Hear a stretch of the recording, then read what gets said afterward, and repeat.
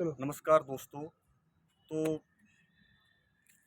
किसी मित्र ने हनुमानगढ़ ज़िले से मेरे पास फ़ोन किया है और ये उनका 2-3 बार मेरे पास फ़ोन आ चुका है। तो उन्होंने मेरी पिछली कुछ वीडियो देखी, एजुकेशन पर भी देखी, तो उन्होंने कहा भाई साहब आप एजुकेशन पे वीडियो बनाओ, एजुकेशन में फ़ियर और स्ट्रेस है।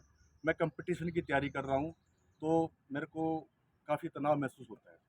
तो मैंने देखा है कि एजुकेशन में तनाव बहुत ज़्यादा है। पिछले दिनों में जब मैं कॉलेज आया तो एक लड़का जो पढ़ रहा था उसको चक्कर आ गए, उसके लिए एम्बुलेंस को बुलाना पड़ा। और आज मैं जब पपिया पार्क में गया तो वहाँ लोग बात कर रहे थे कि कोई लड़का है वो पढ़ाई में फेल हो गया और उसने आत्महत्या कर ली। ऐसा एजुकेशन में नॉर्मल है। और लगभग पढ़ने वाला हर एक बच्चा वो तनाव में रहता है। वो उसको ऐसे ही उसके अंदर वो लगा रहता है भी मैं कहीं फेल ना हो जाऊं, कहीं कुछ हो ना जाए। तो वो उसको बहुत ही सीरियसली लेता है और वो उसके मेमोरी में स्टोर हो जाता है। मेमोरी में स्टोर होने की वजह से वो तनाव होता है। तो मेमोरी में जब ये चीज़ें स्टोर हो जाती है तो उसका कोई इलाज नहीं होता। क्योंकि जैसे कि मैं आपको एक एग्जांपल देता हूँ। जैसे कोई टीचर पढ़ाते हुए ब्लैक बोर्ड पर लिखता है।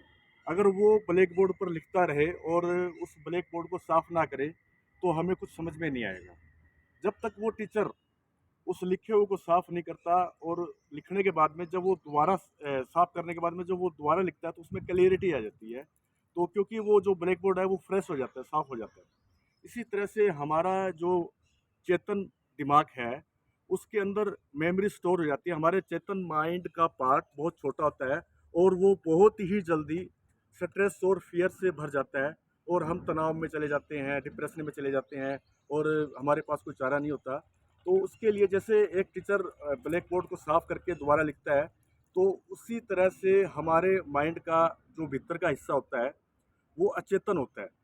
अचेतन माइंड के अंदर इतनी विराटता है जैसे कि हमारी मेमोरी जो चेतन माइंड में स्टोर होती है, अगर हम उस मेमोरी को अचेतन माइंड में ले जाते हैं तो अचेतन माइंड में उस मेमोरी का पता नहीं चलता, क्योंकि अचेतन माइंड में बहुत गहराई होती है।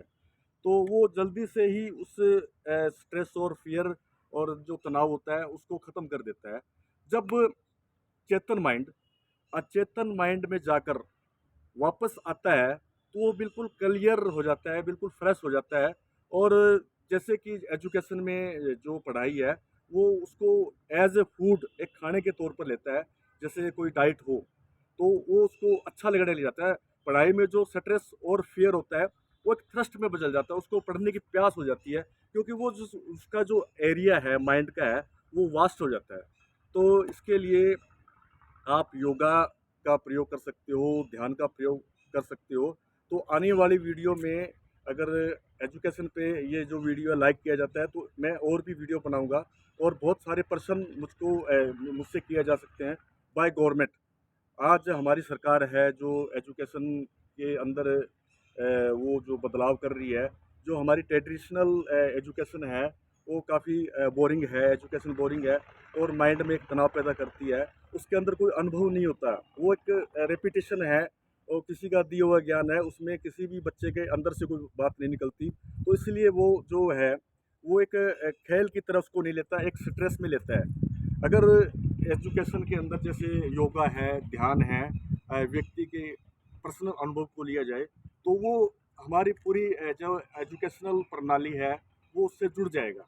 हम एजुकेशन में एक दूसरे के साथ जुड़ नहीं पाते क्योंकि वो जो थॉट हैं वो काफ़ी पुराने और ट्रेडिशनल है, उसके अंदर कोई नयापन नहीं है। और हमारा माइंड चाहता है हमेशा कोई नई चीज़ देखी जाए, क्योंकि हमारा माइंड हमेशा नई चीज़ों को पसंद करता है। इसलिए पढ़ाई में बदलाव की भी ज़रूरत है और मैं पढ़ाई के ऊपर और भी वीडियो बनाता रहूँगा।